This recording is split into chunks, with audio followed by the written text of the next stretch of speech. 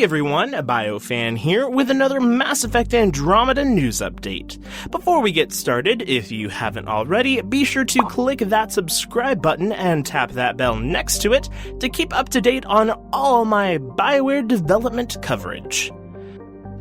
First up, EA Access members on Xbox and Origin Access members on PC will be able to play 10 hours of Mass Effect Andromeda on March 16th. Note that there is likely a progression lock, like on previous early access portions of BioWare games.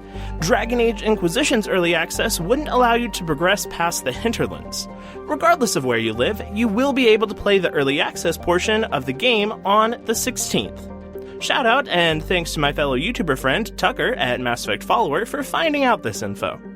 After you complete the allotted 10 hours, your saved progress will carry over on the 21st or 23rd, depending on when the game is released where you live. Here is the international listings again for reference. All of this is the same for both EA Access on Xbox and Origin Access on PC. According to BioWare producer Fernando Mello, you can use the 10 hours to play the multiplayer as well. According to another BioWare producer, Michael Gamble, you will not be playing Wingman or Wingwoman for your sibling, or at least not for the romance options that are also available to you. More on those in a bit. According to BioWare General Manager Aaron Flynn, there may be BioWare Twitch streams of Mass Effect Andromeda closer to launch.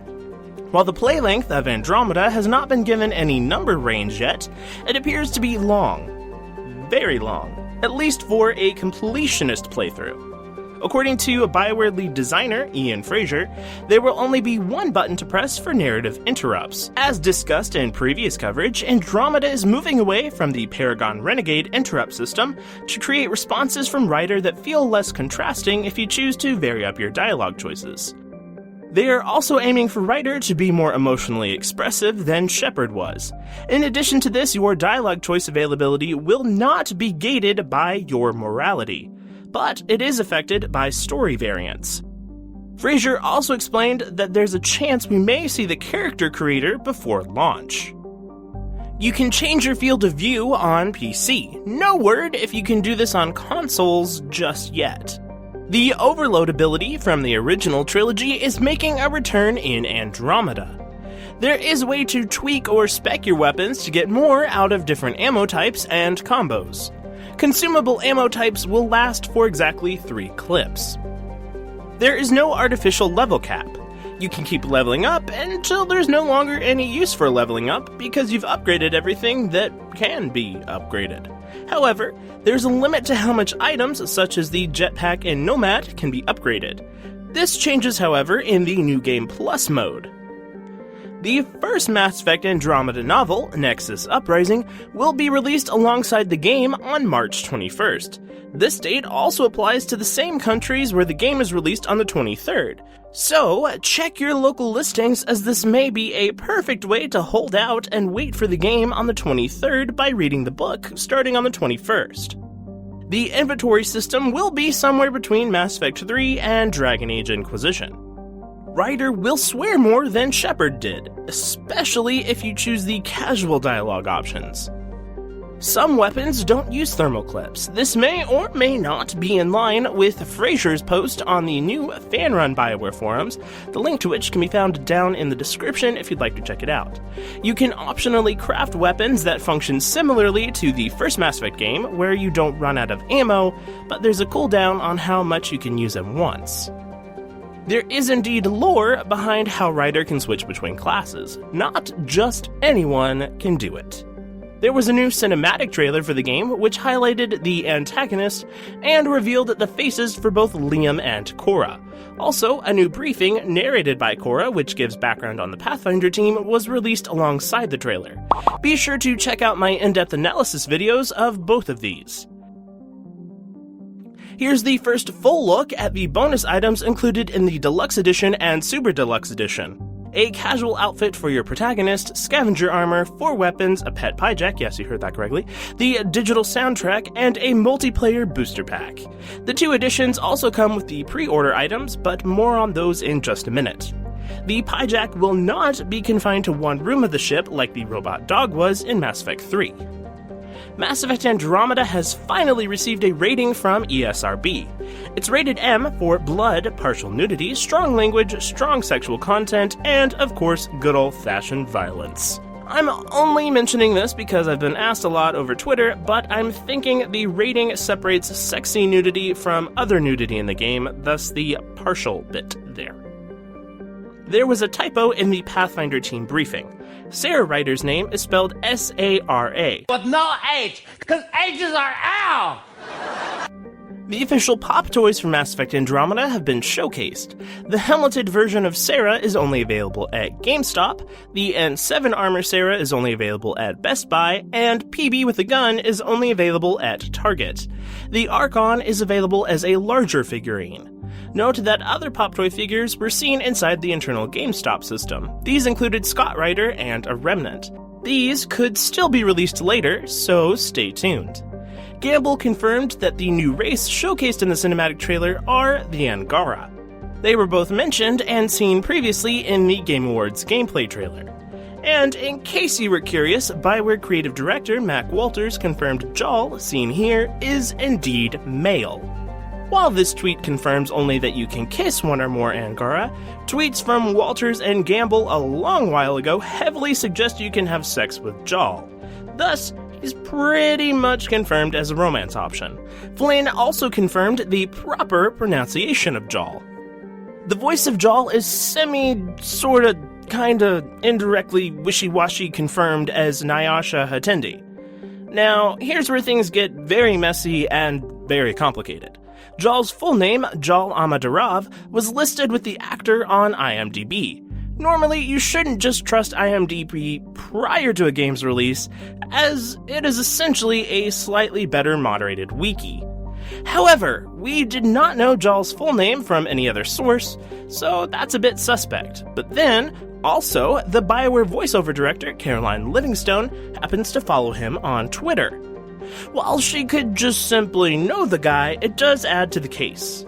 The most damning evidence, however, is this Twitter exchange between Hatendi and Frida Wolf, the voice of Sarah Ryder, in which he somewhat acknowledges his casting. Note that Frida is not privy to any casting details, but Hatendi's response here seems to be the best confirmation we have so far for him voicing Jaal. All of this combined, I'd say it's pretty much confirmed. I just don't like the unofficialness of it all. You can choose some degree of your protagonist's background in the Milky Way. Judging from Flynn's response, Archon will be the main antagonist for the game. A description on the Mass Effect website provided some further information on Squadmates, crew, and story events. It reads, 2 of your Squadmates will be Liam and Cora, who both signed up to be part of the Pathfinder team on the Ark Hyperion. Liam has already made a name for himself in the Milky Way as a security specialist, with expertise in crisis response, while Cora has had the unique experience of training with the Asari. Along with Alec, Scott, and Sarah Ryder, they form the core of the Pathfinder team, and will be vital companions as you touch down on the Nexus for the first time. Unlike Liam and Cora, your other squadmates like Vetra, PB, and Drac have traveled to Andromeda long before your arrival.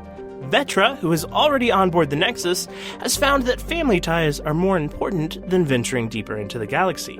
Neither PB nor Drac were part of the initial Pathfinder team, and while you'll find PB to be a free spirit with a penchant for alien civilizations, you'll come to know Drac as an aged and grizzled veteran, even by Krogan standards. Of course, you'll encounter a number of other companions as you traverse Andromeda in search of humanity's new home, and will put your trust into others like Calo Jath, your Solarian pilot. Among other accomplishments, Calo was one of the engineers who built the Tempest in its Milky Way construction, and knows the ship inside and out. You will get to see other Pathfinders in the game, so just to recap, there are 3 others, a Solarian, an Asari, and a Turian, one for each of the arcs. Remember that old Pathfinder Initiative shirt shown by developers over Twitter back in the early stages of Andromeda's development? Well, we've finally gotten some clarification on what happened with that.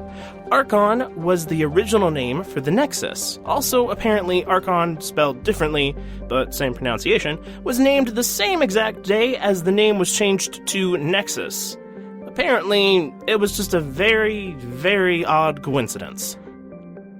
There's no organic chaos regulation cycle thing like there was in the Milky Way galaxy. No star child to bring doom every 50,000 years or so. So, we're safe on that front. Weapon weight will affect ability cooldowns as before, though the system will work a little differently. There is dancing in Mass Effect Andromeda. There won't be cross-platform capability with multiplayer, so you'll only be able to play with those who are on the same platform you're using. For example, if you're playing on Xbox, you can only play multiplayer with others on Xbox. Same goes for PS4 and PC. Liam's face model is rumored to be Nicholas Gregory Huffman. They have similar hair and similar-ish facial features, so I'd say it's probably true. Much to my dismay, there are many games in Mass Effect Andromeda. You can bring more than one of the same type of weapon on a mission. Your facial hair stays the same length for the whole game, and you do get to choose the style. There are also beard options. There are both behavioral and stat changes for enemies when you change the difficulty setting. There are things you can do after completing the main story. More info may come closer to launch on this. You can customize both twins, but your father's appearance will more resemble which sibling you choose to play as. Your twin will automatically look a little bit like you, but you can customize them however you want. It doesn't look like you'll be able to tweak your writer family after leaving the character creator though, which for me means I'll be spending those 10 hours of EA access getting my character to look just right. There are character pages for Liam and Cora on MassEffect.com that give a little bit of side info on the two. From this, we've also learned that Liam is from London, his favorite ability is called Havoc Strike, in which he uses dual Omni Blades, and Cora is Spaceborne. For all my thoughts on Cora Harper possibly being related to Jack Harper, aka the Elusive Man, be sure to check out this video. Liam is voiced by Gary Carr, and Cora is voiced by Jules DeJohn. Gary Carr is known for his role as Jack Ross on Downton Abbey, and Jules DeJohn is known for voicing many characters, such as Faith Connors in Mirror's Edge and Emily in Thomas the Train. PB's was also released and presented a bunch of new info on our Asari squadmate. Her full name, and oh god, I'm gonna butcher this I bet, is Pelisaria Basail. PB's homeworld, Haitiana, serves as a bastion of research for the Asari, boasting multiple observation outposts, glacial drilling stations, and educational institutions. While the planet's average temperature hovers near freezing, the equatorial band consists of oceans and many freshwater rivers. Xenobiologists of all stripes often visit the planet, and its expansive facilities were a haven for the life scientists.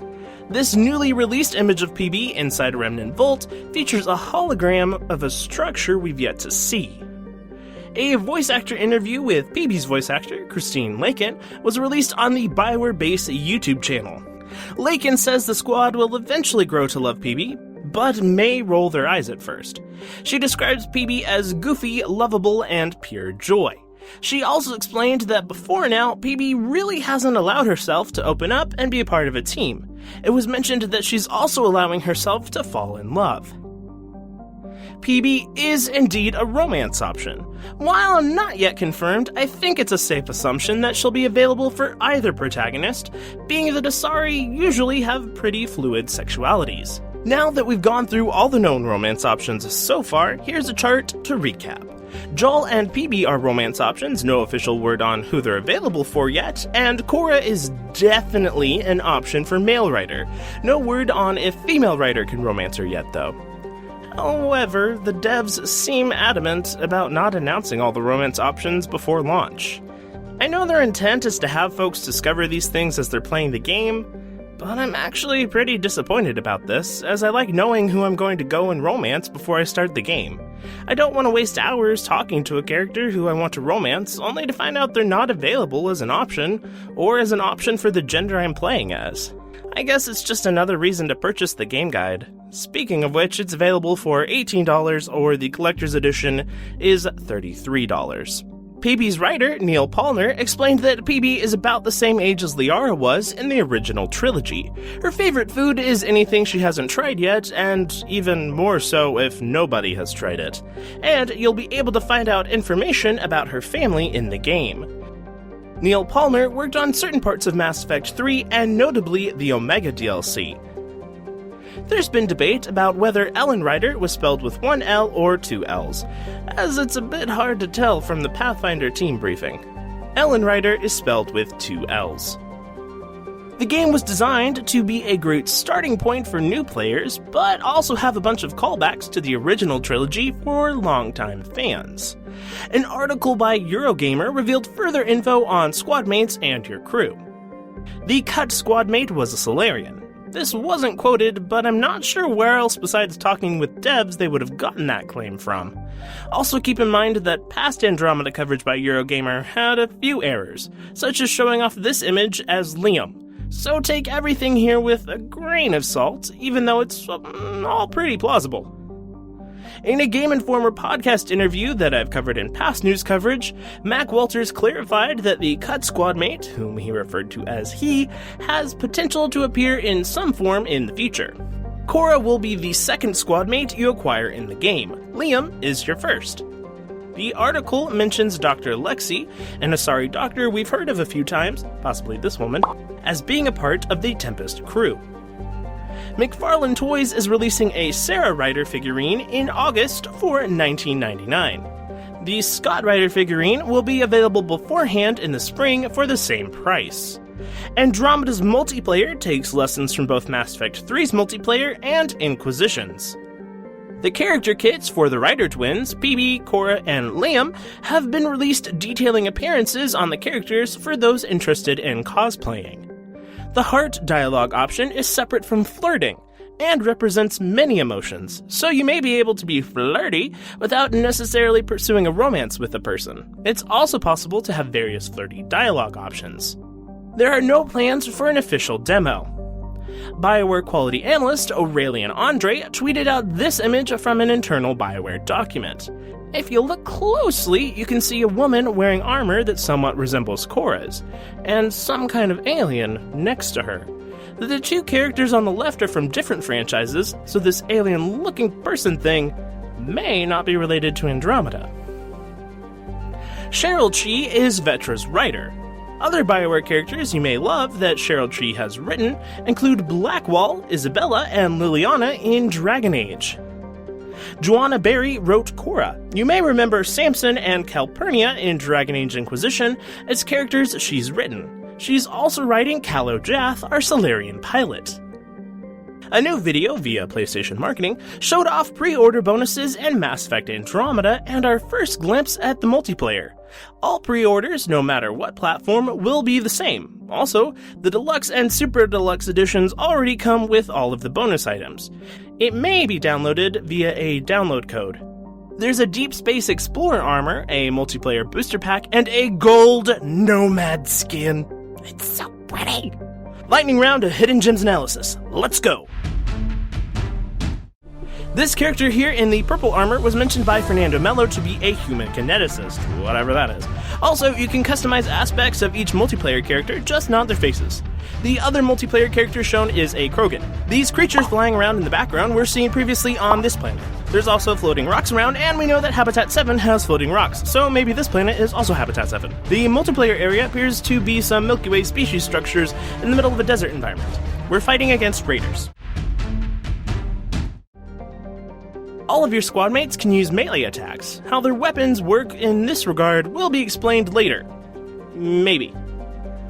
There was a BioWare blog post about the winners of the Explorers Wanted voice acting competition, Kyle Land and Carrie Schultens. Apparently, we'll have to wait until playing the game to find out who they're voicing. There's a way to access more than 3 abilities in battle. I'm actually pretty relieved about this, as just 3 seems kinda limiting after the plethora of options we had in Mass Effect 3. Granted, cooldowns are individualized, but still. It appears that there are a ton of journal entries in the game to supply lore and further information. There is an option to turn off the icons in the dialogue wheel, if you so choose. There are no co-op features for the main game of Mass Effect Andromeda, though it's not off the table for the future. This person, featured in the second cinematic trailer, is not Reyes, and he's still yet to be knowingly seen. There may be some voice actors that are old favorites from other BioWare games returning. The only returning voice actor we know so far is Nicholas Bolton, who is the voice of Reyes. And finally, for all you Cerberus truthers out there that think Cora has some sort of anti-alien agenda or Cerberus funded the initiative or whatnot, here is a tweet back from November suggesting otherwise. Just thought now would be a good time to bring that back up. And as usual, while I was just finishing up this video, something of note was released. Michael Gamble tweeted out this image of Jaal. He has a cape. Judging from the rock and corally bits in the surroundings, this planet is probably Kadara. Also note that Jaal has a scar right here to the right of his face. Well folks, that's all the news for this round. Be sure to catch my other news updates for all the Mass Effect Andromeda info there is. Who are you hoping to romance? What are you wanting to know more about before the game is released? Have any theories about the game? Tell me all about it down in the comments. I'd love to hear from you. And while you're down there, be sure to attack that like button and share this video with your friends, family, random strangers. It's all good. For more Mass Effect Andromeda and BioWare related videos, if you haven't already, be sure to subscribe to my channel by clicking the big red subscribe bar up at the top of the screen. For instant news coverage of BioWare games, feel free to follow me on Twitter and other forms of social media, links which can be found down in the video description. If you like my videos and would like to help support my channel and improve its quality, head on over to my Patreon page to donate. For more information about my Patreon page and the donation process, there's a video here on the screen with all of that as well.